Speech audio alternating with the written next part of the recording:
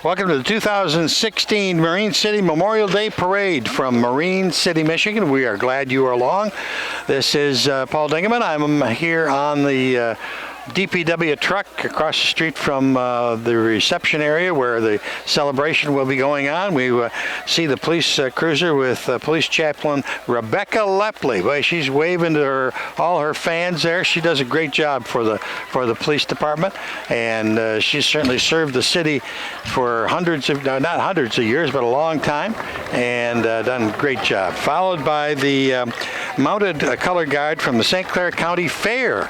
The fair, and we're glad that they are along. Support our troops. That's a nice flag. Beautiful looking horses there. And then we've got the VFW member Tom Graff from the United States Navy, and there is Jesse White. He's waving at us there, and he's the organizer of this whole parade. He's done a great job. The VFW member Tom Graff coming along, followed by some tractors. I don't think that those are the Downriver Council on Aging Veterans Group. Oh, maybe they are. They are. They're being pulled by a tractor. And we appreciate the fact that somebody has been thoughtful enough to get a carriage ride for the deserving veterans. These are the Downriver Council on Aging Veterans Group, and they're out of the Washington Life Center, and they do a great job. There's a great museum there, and if you haven't been by it, you should stop and see it. And then we have the local veterans members of the VFW returning guest, Sam Colombo. Okay, coming up next, we've got, as they stop there, they're gonna fire their rifles. Take a look at that. Here they go. Beautiful. What a salute. That's great. They are the local veterans and members of the VFW with returning guest Sam Colombo, the Coast Guard Auxiliary Algona Flotilla, and I think he's in there. The rifle squad was composed of Tyler Danielson, Connor Hodgins, Richard Evans, and Sergeant the United States Marine Corps, Leon Striegel. They did a great job. Getting some applause from the associated crowd around as they come by. They did a nice job. Look at the size of that flag being carried by the Boy Scouts. That is huge. That is a beautiful flag. Look at the size of the Boy Scouts. Some of the Boy Scouts are great too. They can't even reach it. They're so tiny.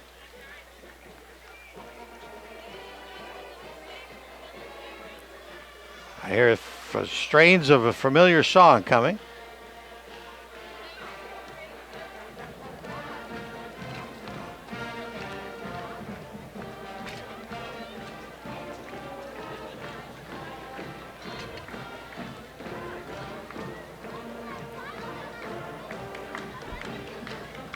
Okay. Okay.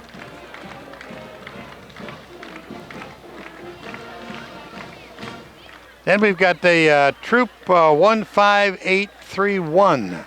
Must be a little Girl Scout troop, a brownie, or not a brownie troop. I'm not into that. Let's see what I got on my list here. Marine City Chamber of Commerce. I don't see them. This is the North Star Bank right here in the Chamber of Commerce, and they're doing a great job of trying to get the beach opened again. The Marine City salutes you, all the band, and here comes the Marine City Marching Band. We'll just be quiet here while they perform a number or two. See if they're going to go now. Here they go.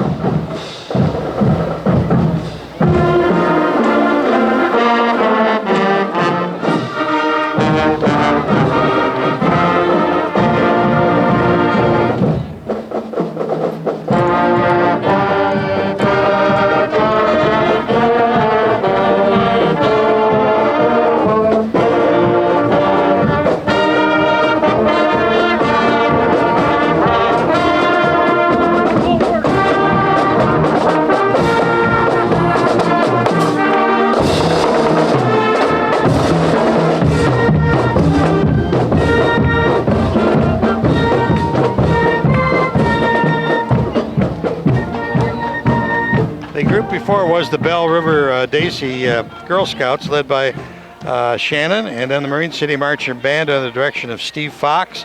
What we got now is the Marine City Little League, and look at the size of the crowd there. What a wonderful activity. Look at these little guys waving to the cameras. Great faces, great people.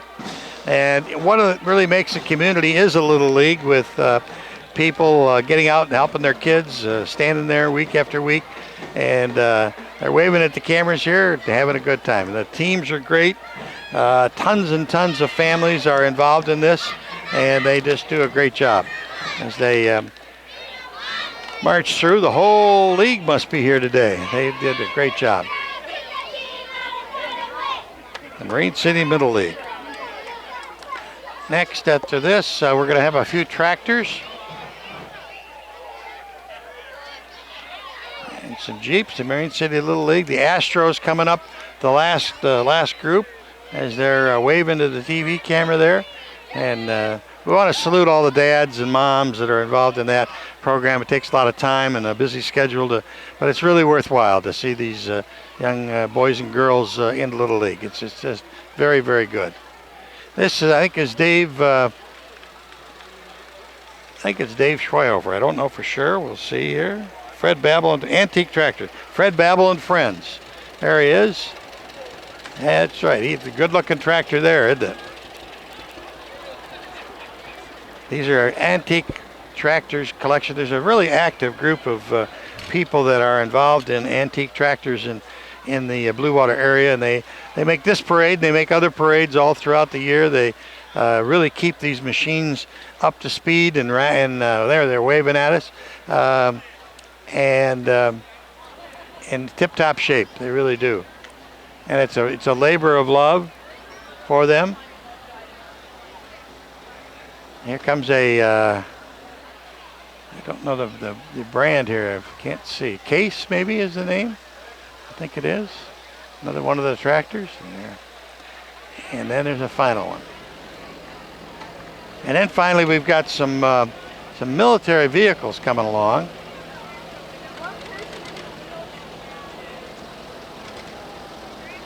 He's a proud owner of a beautiful Minneapolis Moline tractor. You don't see that name anymore. Minneapolis Moline. There he is. He's having a great time. He's in all the parades. Then next we have some military vehicles. And it looks like the first one is a security guard Jeep.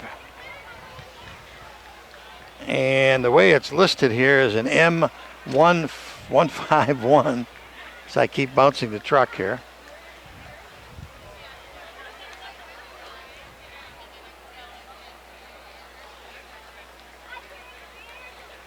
Just an absolutely gorgeous day, as other people have said. This is a Chamber of Commerce day. It is so beautiful. Picture postcard day. The water on the St. Clair River is as flat as a pancake, and the wind is just right. This is a M151 1962 Ford, I think.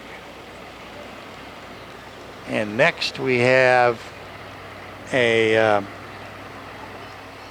Michael Brick, or these are the first sergeant, I guess.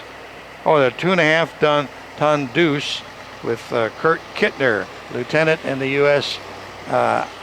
USA. Then the 4-H County Fair and Youth, along with the St. Clair County Fair, and Jacqueline Rabin and Barbara Hahn on a beautiful horse and carriage there with some people aboard from the 4-H. Look at that horse. Isn't that horse beautiful? Just beautiful. The red, white, and blue hat on the guy running the horse. 4-H. Goodall's Fair coming up July the 18th to 23rd. Always a great week. We have the opportunity every year to interview the king and queen and the court. Here comes the July 18th, 23rd. So look at the llamas and baby llamas and grown llamas, and they're behaving. Llamas don't normally behave, but look at that crowd of llamas. That's beautiful. That's great. And there's the crew cleaning up after the llama, and a duck. Is that a duck? Okay. And then finally, coming up is, not finally, but coming up is the Maritime Days float with Bob and Melissa Blanchard. And if those are two people that just work 12 or 13 or 14 months a year trying to put on the Marine City Maritime Days, those are the two. They are just wonderful, wonderful people that do so much. This is the Queen and Court competition that's going on now. The Queen has not been picked yet, but that is the float on Miss Maritime Days. And the girls are all trying to raise money to support the, and that's Melissa in the white shirt there. She's just a great lady and does a great job for the community and for the city. Marissa. Oh, she didn't spot us. And then followed by the wonderful Marine City Fire Department, and they're all dressed in their dress blues. They look great, look so sharp, so professional, followed by their vehicles. The vehicles today will be, of course, in silence because of Memorial Day. They will not be singing their sirens as they do when they go into other kinds of parades, football parades and homecoming parades. That's the Fire Department E Engine 1, followed by a couple more vehicles.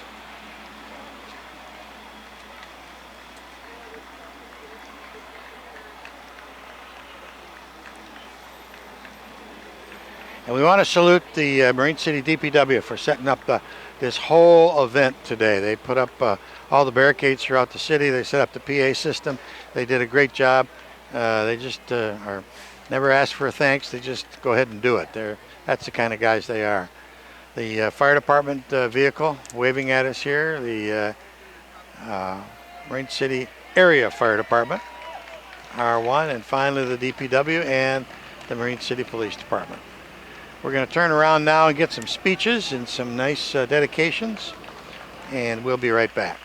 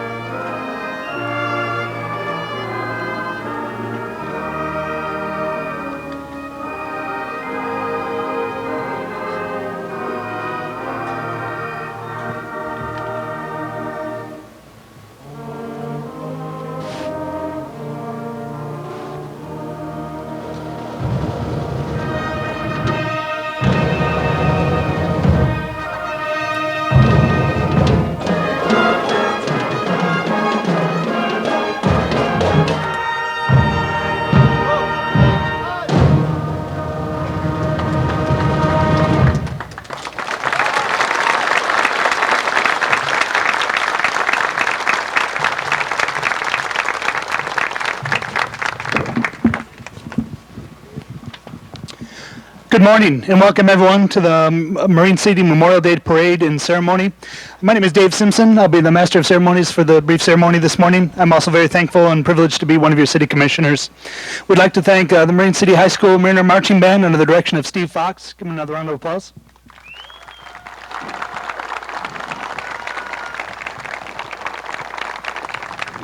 At this time, will you all please join me in saying the Pledge of Allegiance.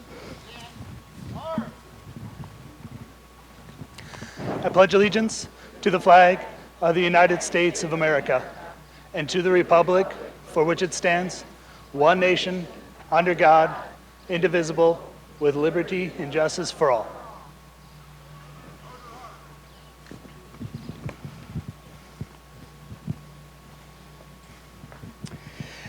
And at this time, we'd like to welcome to the podium our chaplain for our police department, the Reverend Rebecca Lepley.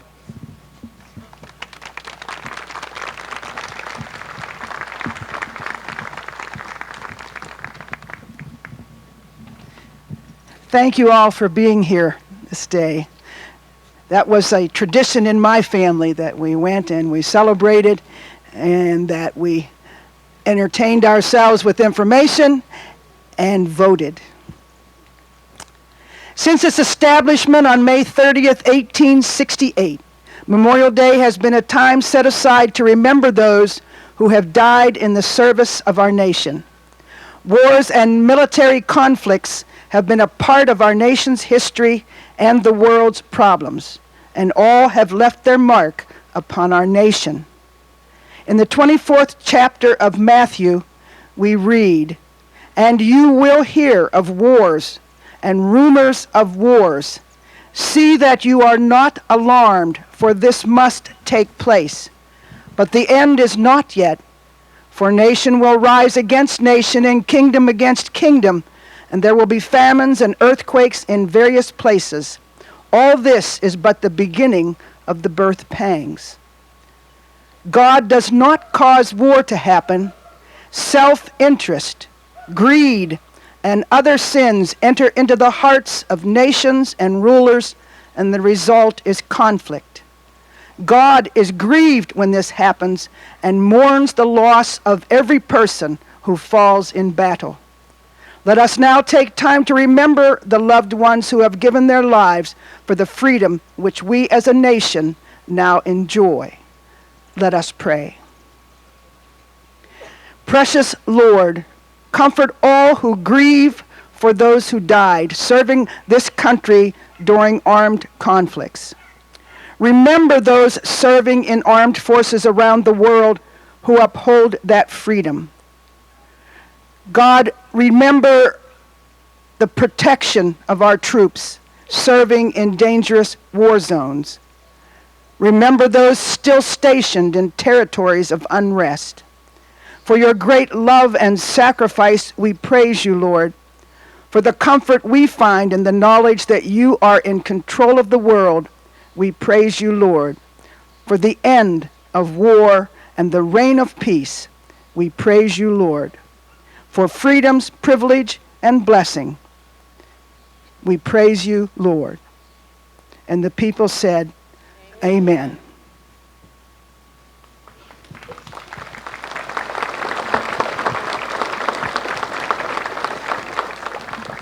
Thank you, Reverend Lepley. At this time, we'd like to invite our mayor, Mayor Raymond Skatarczyk, for the mayoral address. Good morning. Welcome to Marine City on this beautiful day. In my opinion, Memorial Day is one of our most important traditions. It was born from a combination of private and military observances.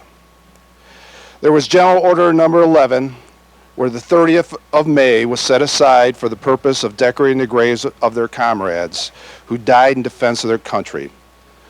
One of the lines from this order reads, "If other eyes grow dull, other hands slack, other hearts cold in solemn trust, ours shall keep it well as long as the light and warmth of life remain to us."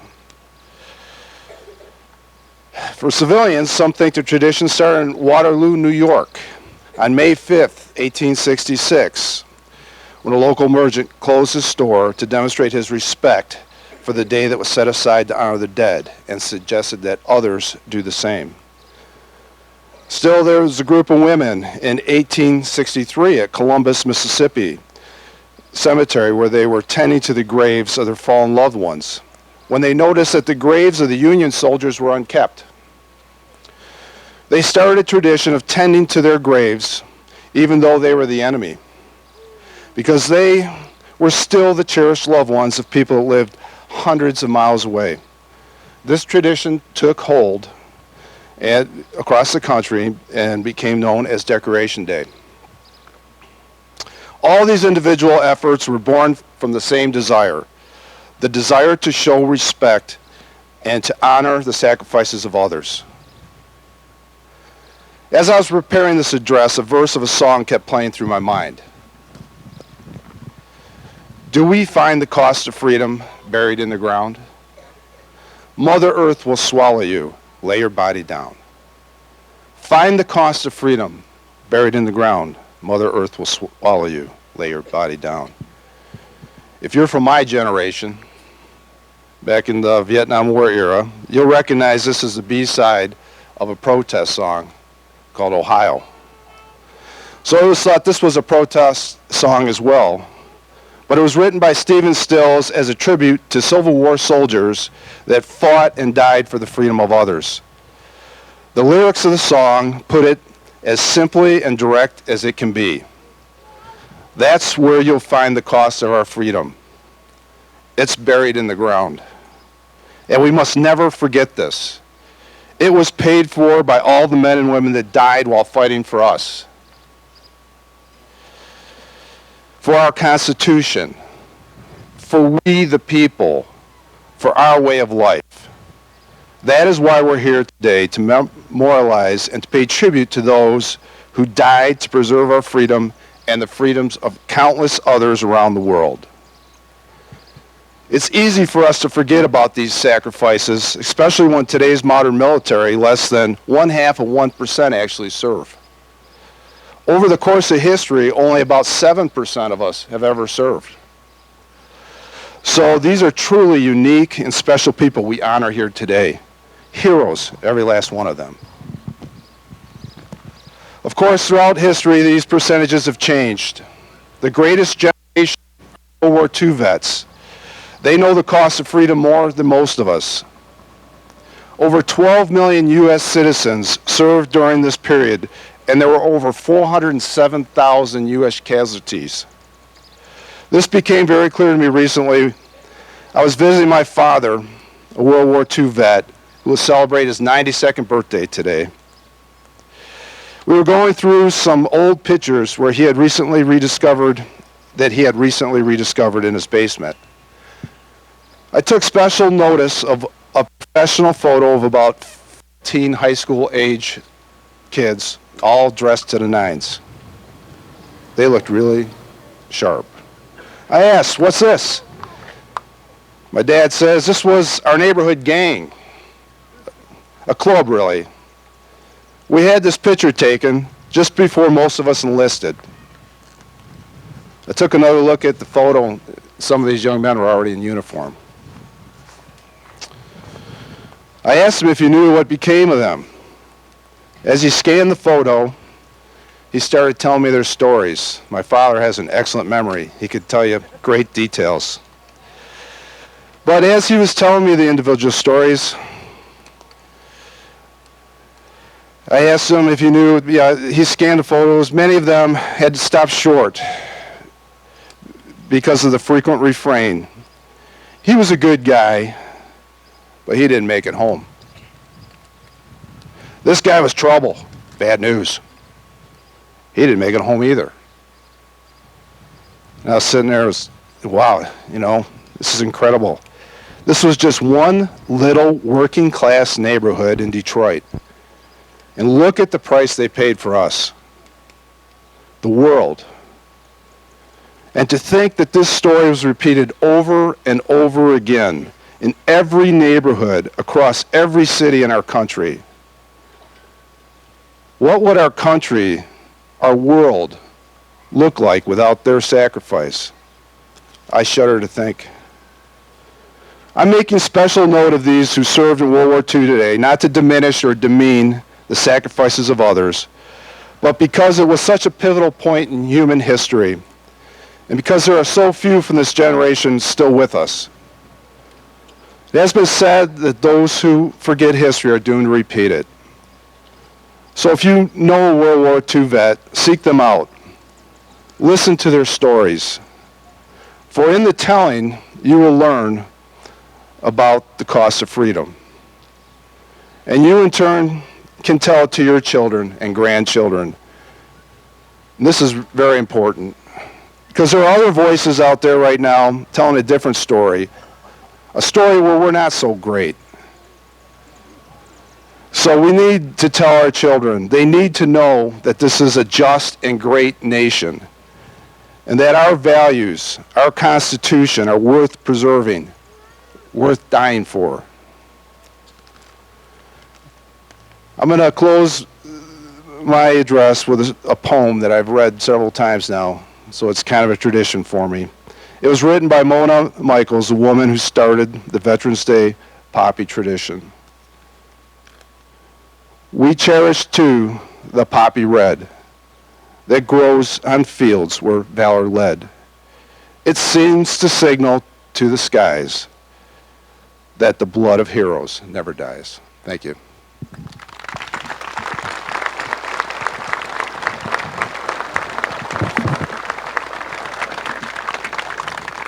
Thank you, Mayor Skatarczyk. Now we'll have the Firemen's Riverside ceremony, and speaking on behalf of the Marin City Area Fire Authority will be Ron Team.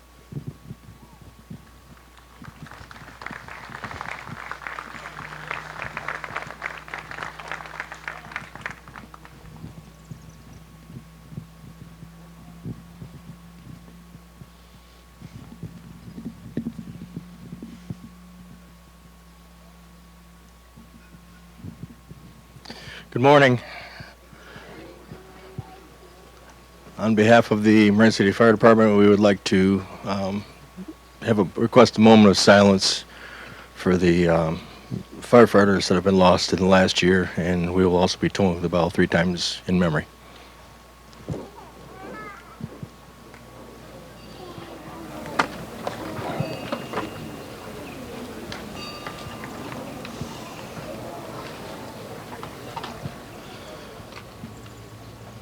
Thank you. And now I'd like to recite the firefighter's prayer. When I am called to duty, God, wherever flames may rage, give me the strength to save some life, whatever be its age. Help me to embrace a little child before it is too late, or to save an older person from the horror of that fate. Enable me to be alert and hear the weakest shout, and quickly and efficiently to put the fire out. I want to fill my calling and to give the best in me, to guard my every neighbor and protect his property. And if according to your will I have to lose my life, please bless with your protecting hand my children and my wife. Thank you.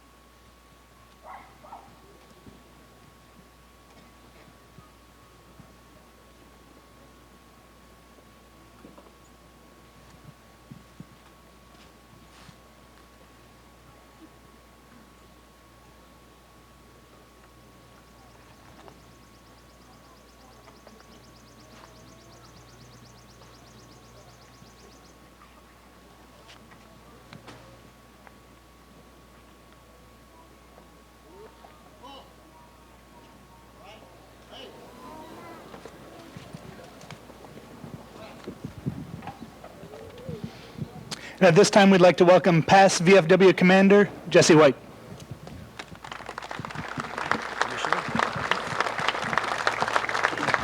Morning, everybody. I want to speak to you just for a few minutes about a local veteran. In 1959, the Marine City Lions erected our monument that you see here. 7 years later, Tom Philo, at the ripe old age of 18, joined the United States Navy. In January of 1966, he did his basic training at Great Lakes in Chicago, Illinois. Upon graduating basic training, he was placed on the USS Tutuila, where he served as a machinist.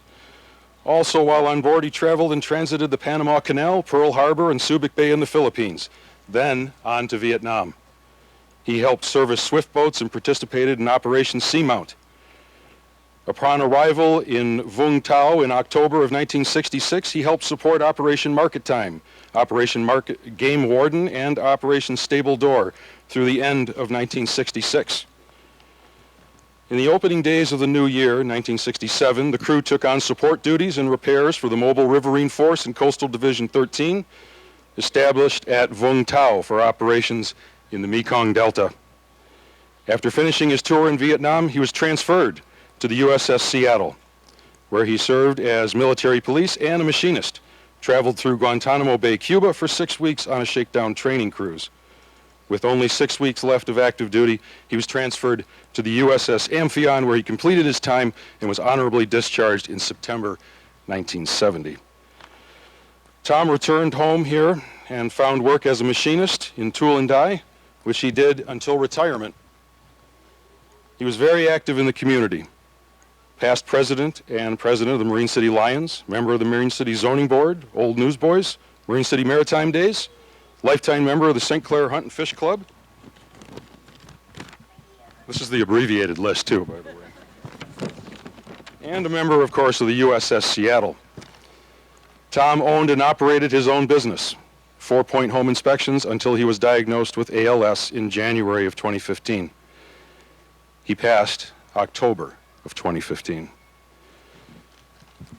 Now, in recognition of the original gift to this city of that monument, it is an extreme honor and a pleasure for those of us of the VFW and local veterans to rededicate our monument and this space, and especially our new flagpoles, to Tom Philo. He was one heck of an American. He was a good citizen and just an all-around good guy. If you knew him, and I'll bet half of us did, you'd easily agree with me. He would always volunteer for something like this. I could draft him in an instant, throw a rifle in his arms and say, guess what? You're in the rifle squad. He never complained. And he did it right up until the end. It was an honor to know the man, and it's an honor to make a rededication in his name. Thank you for coming this morning, and make sure you get something to eat at the Chow Hall here immediately afterwards. We will conclude now with our traditional volley of 3 and taps. Thank you again.